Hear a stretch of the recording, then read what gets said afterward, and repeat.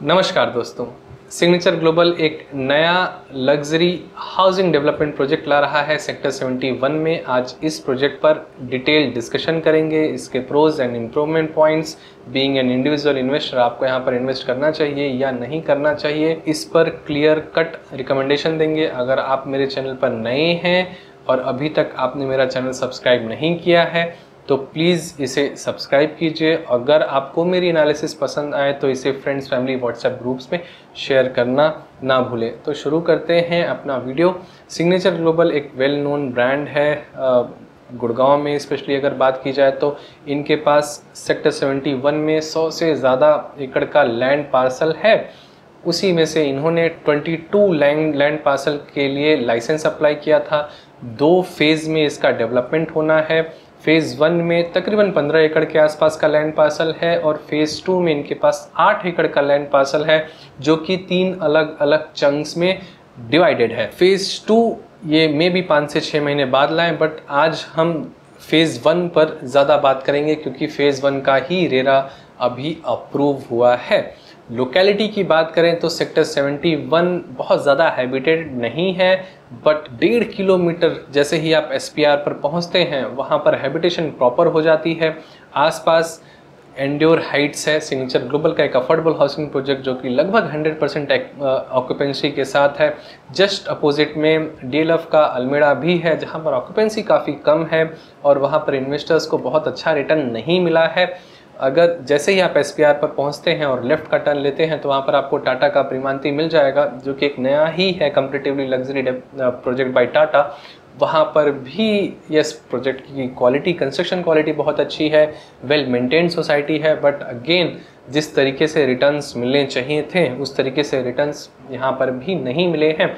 अगर रोड के दूसरी साइड की बात करें तो ट्यूलिप वगैरह के कुछ डेवलपमेंट्स हैं जो कि 100% अप्रॉक्स 100% ऑक्यूपेंसी पर ऑपरेट कर रहे हैं। अच्छा रेंटल मिल रहा है despite of being an average construction quality, having an average construction quality.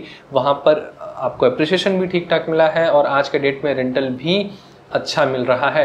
तो ये रहा एक पूरा आइडिया लोकेलिटी का। आप अगर SPR पर पहुंच गए तो SPR पर पहुंचने के बाद आप इजीली एक्सटेंशन रोड पर पहुंच सकते हैं, CPR के थ्रू द्वारका एक्सप्रेस पे पहुंच सकते हैं, CPR के थ्रू ही NH8 पर पहुंच सकते हैं।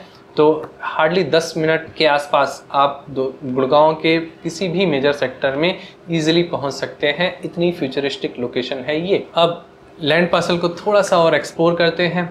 22 एकड़ का जो लैंड पार्सल है, फोकस करेंगे अभी 15 एकड़ वाले लैंड पार्सल पर। जो टावर की प्लेसमेंट्स हैं, टावर 2 टू टावर 6 और 7 और 8 जो टावर्स हैं वो पीछे की साइड दिए गए हैं। तो टावर का प्लेसमेंट कुछ इस तरीके से रखा गया है कि जो सन की मूवमेंट है, सन की रोटेशन है उसके हिसाब से, जिससे कि किसी भी एक टावर की परछाई दूसरे टावर पर ना आए और हर एक फेसिंग को, हर एक अपार्टमेंट को प्रॉपर एयर और लाइट मिले। तो इस चीज़ का ध्यान रखा गया है। जो मेजर कॉम्प्रोमाइज़ है वो north facing, pure north facing वालों के लिए है, जिनको कि क्लब व्यू और स्विमिंग पूल का व्यू मिलता है। मेरे हिसाब से 5 स्विमिंग पूल्स इस प्रोजेक्ट में बेहूदे लगेंगे, स्पेशली उस केस में कि जब अथॉरिटीज़ समर्स के टाइम पर स्विमिंग पूल का यूजेस, स्विमिंग पूल में जो वाटर वेस्टेज वगैरह होता है, इस पर अगर पाबंदी लगा दें तो एक खाली स्विमिंग पूल मेरे हिसाब से यूजेस लगता है। बाकी एमिनिटीज़ इन्होंने देने की कोशिश की हैं नाम की, यस, बट जो काम की एमिनिटीज़ हैं जो डेली बेसिस पर आप यूज़ कर सकते हैं या वीकेंड्स पर भी यूज़ कर सकते हैं, वो 7 से 8 हैं, जो कि इनफ हैं for budget segment project I would say. But 5 अलग अलग स्विमिंग पूल देना मेरे हिसाब से ये कहीं से सेंस क्रिएट नहीं करता है।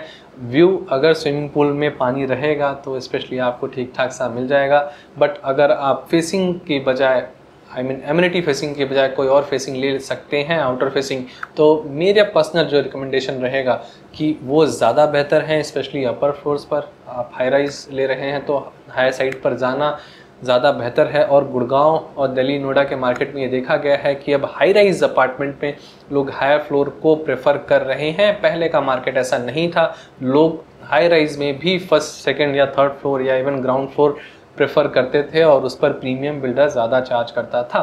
तो जो मैंने स्विमिंग पूल को लेकर के भी अपने कम्युनिटी पोस्ट के माध्यम से आप लोगों तक पहुंचाने की कोशिश की थी कि rather than having such amenities, कोई practical amenities अगर दे सिग्नेचर ग्लोबल तो ज़्यादा बेहतर है। तो amenities के मामले में ये प्रोजेक्ट मुझे ठीक समझता नहीं दिखता।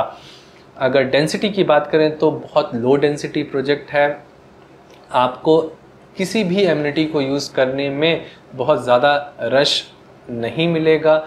एक जो सबसे बड़ा मेजर चैलेंज है जो आउटर फेसिंग यूनिट वालों के लिए है कि एडजेसेंट लैंड पर कुछ भी आ सकता है, मॉल भी आ सकता है, कोई दूसरा रेजिडेंशियल डेवलपमेंट प्रोजेक्ट भी आ सकता है, जो कि हो सकता है वो ग्राउंड +40 या इवन 60-70 का हो। तो जो भी व्यू है या एयर एंड लाइट है वो कहीं ना कहीं ब्लॉक होने की संभावना हमेशा रहती है। तो इस मामले में ये एक रिस्क पॉइंट है। और इतनी सारी स्विमिंग पूल होना, जो कि मैंने अगेन अपनी कम्युनिटी पोस्ट में ही बोला था कि अगर अथॉरिटीज़ ने बैन किया तो वो खाली स्विमिंग पूल कुछ होता नहीं है। 1 या 2 स्विमिंग पूल एक एडल्ट के लिए और एक नॉर्मल किड के लिए इनफ है। सारी चीज़ें अगर कोई भी एमिनिटीज़ लेट्स से अगर रिक्वायर्ड 2 या 3 हैं, अच्छे तरीके से वेल मेंटेन्ड हो तो वो ही बहुत होती है rather than having it multiple.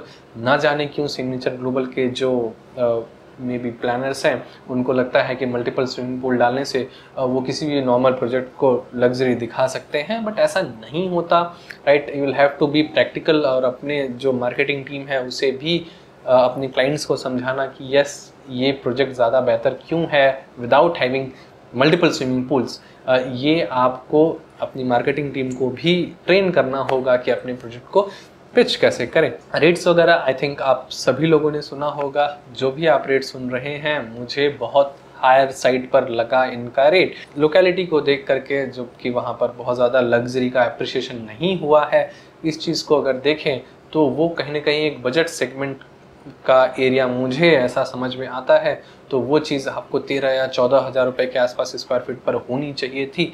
अगर ये रेट इस रेंज पर होता तो मैं रेट को लेकर के भी अपनी तरफ से ग्रीन सिग्नल देता। तो मेरे हिसाब से ये रेट भी काफ़ी हायर साइड पर है। रीज़न बीइंग कि इसका फेज़ 2 भी आने वाला है और फेज़ 2 का जो लैंड पार्सल है वो अलग अलग चंक्स में है, 2 अलग अलग चंक्स में है। ऑल्दो देखने के लिए वो आपको प्रीमियम लग सकता है, बट एक सिमेट्रिकल लैंड पार्सल हमेशा ज़्यादा बेहतर होता है, रहने का एक्सपीरियंस उसमें ज़्यादा बेहतर होता है। तो फेज़ 2 कंपैरेटिवली अगर देखा जाए तो इनका कम अच्छा है। सेग्रीगेटेड लैंड पार्सल होने की वजह से उसमें वो एमिनिटीज़ वगैरह फैसिलिटीज़ नहीं दे पाएंगे, बट फेज़ 2 को वो और भी इंक्रीमेंटल वैल्यू पर लॉन्च करेंगे। तो इसमें कहीं ना कहीं एक क्लियर कट बबल फॉर्म होने की संभावना जरूर है। जनरली जो देखा गया है, जो इनिशियल फेजेस होते हैं वो कंपैरेटिवली कॉम्प्रोमाइज होते हैं मल्टी फेज डेवलपमेंट में, बट सिग्नेचर ग्लोबल शायद मार्केट की स्थिति को, रुख को देखते हुए सबसे अच्छा लैंड पार्सल अभी निकालना चाह रहा है, जिसमें सबसे ज़्यादा नंबर ऑफ यूनिट हैं, और उस सेल को दिखाते हुए फेज़ 2 बेचना चाह रहा है। यहाँ पर होना कुछ ऐसा चाहिए था कि फेज़ 2 कम अच्छा है कंपैरेटिवली उस पूरे लैंड पार्सल की बात करें तो फेज़ 2 पहले निकालना चाहिए था, मे बी 13 या 14 पे, और फिर फेज़ 2 ये वाला निकालना चाहिए था 16 या 17 के रेट पर, राइट। तो यहाँ पर एक क्लियर कट बबल फॉर्म होता हुआ मुझे दिख रहा है। न जाने क्या वो फेज़ 2 में ऐसा क्या करेंगे। आई विल वेट कि किस तरीके से प्लान करते हैं कि वो एक एक्चुअल प्रैक्टिकल लग्जरी डिलीवर कर पाएँ। और सिग्नेचर ग्लोबल के साथ मुझे एक एडेड रिस्क ये भी लगता है कि ये बैक टू बैक नए प्रोजेक्ट्स लॉन्च करते जा रहे हैं, चाहे वो DDJY के हों, काफ़ी सारे इनके अंडर डेवलपमेंट प्रोजेक्ट्स हैं। लग्जरी में इन्होंने रिसेंटली अभी सेक्टर 37D में लॉन्च किया था, अब वापस ये सेक्टर 71 में है। ये भी मल्टी फेज डेवलपमेंट प्रोजेक्ट है। व्हाट इफ़ कोई सेटबैक मिल जाए, चाहे पॉलिटिकल हो या फिनेंशियल हो, ऑल्दो आप लिस्टेड हैं, बट लिस्टेड होने से ये नहीं होता कि आप फिनेंशियली प्रूव्ड हों, राइट, वेल सिक्योर्ड हों। कुछ भी कहीं भी हो सकता है। अगर आपका एक सेटबैक लग जाए कहीं से भी, रेरा से, या कोई पेनल्टीज़ वगैरह लग जाए और बहुत बड़ा लॉस बियर करना पड़ जाए, तो आप DLF नहीं हैं कि आप उससे ओवरकम कर पाएंगे। आप DLF की तरह पॉलिटिकली चीज़ें हैंडल भी नहीं कर पाएंगे, क्योंकि DLF को अच्छा क्यों माना जाता है कि being an Congress background, family background उनका कांग्रेस का है, और वो दोनों ही चीज़ों को, बीजेपी को प्रॉपरली बैलेंस करके चलते हैं, और इस बैलेंस को लाने में काफ़ी टाइम लगता है।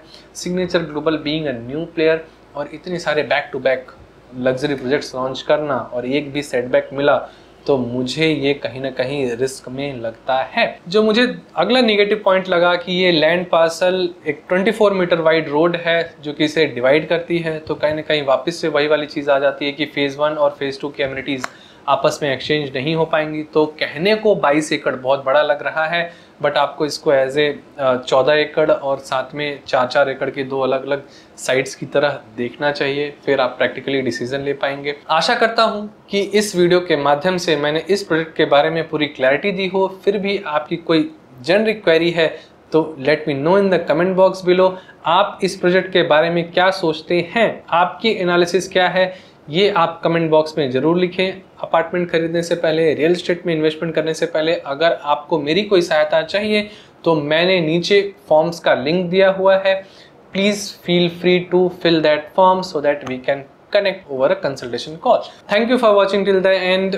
Please do share and subscribe to my YouTube channel. See you in the next video. Bye bye.